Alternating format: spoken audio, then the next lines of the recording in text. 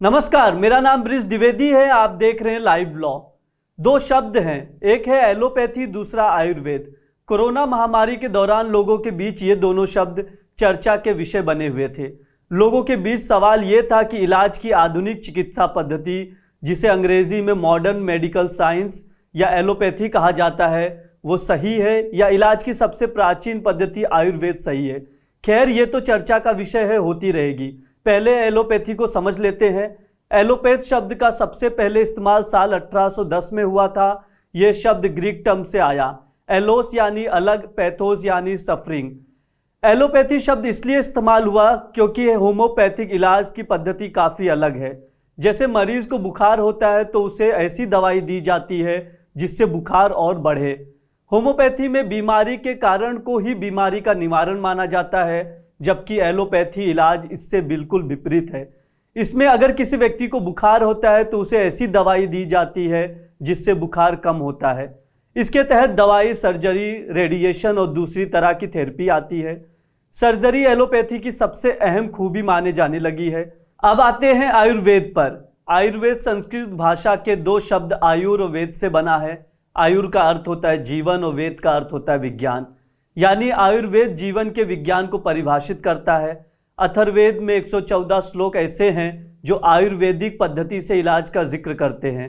अथर्ववेद में कई प्रमुख बीमारियों के बारे में बताया गया है, जैसे बुखार, खांसी, पेट दर्द, डायरिया और स्किन की बीमारियां। इन बीमारियों का इलाज कैसे करना है, इसके बारे में अथर्ववेद में उल्लेख मिलता है। इसके अलावा ऋग्वेद में भी 67 औषधियों का जिक्र मिलता है। यजुर्वेद में 82 औषधियों का उल्लेख किया गया है। ये हुई जानकारी की बात। एलोपैथी और आयुर्वेद डॉक्टर को एक समान वेतन मिलने से जुड़े मामले में सुप्रीम कोर्ट ने क्या कहा, वो भी जान लीजिए। सुप्रीम कोर्ट ने कहा कि एलोपैथी डॉक्टरों और आयुर्वेद डॉक्टरों के बारे में ये नहीं कहा जा सकता है कि दोनों एक समान काम करते हैं, इसलिए समान वेतन के हकदार हैं।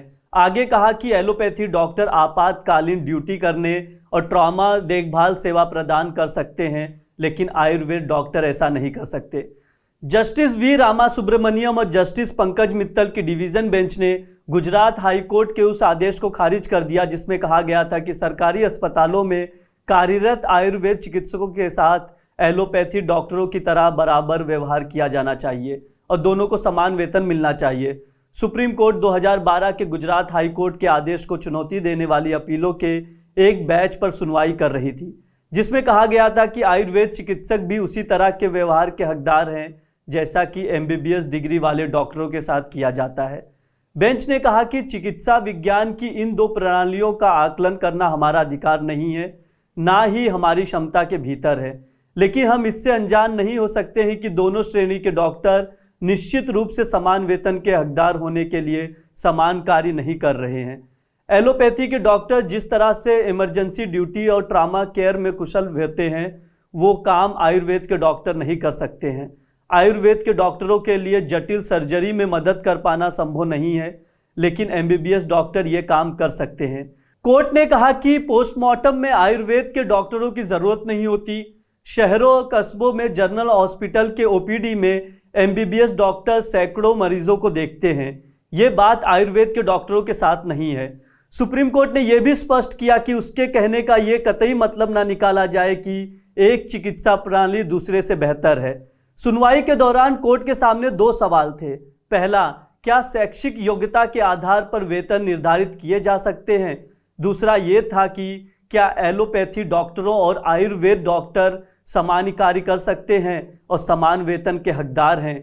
कोर्ट ने दोनों का जवाब दिया।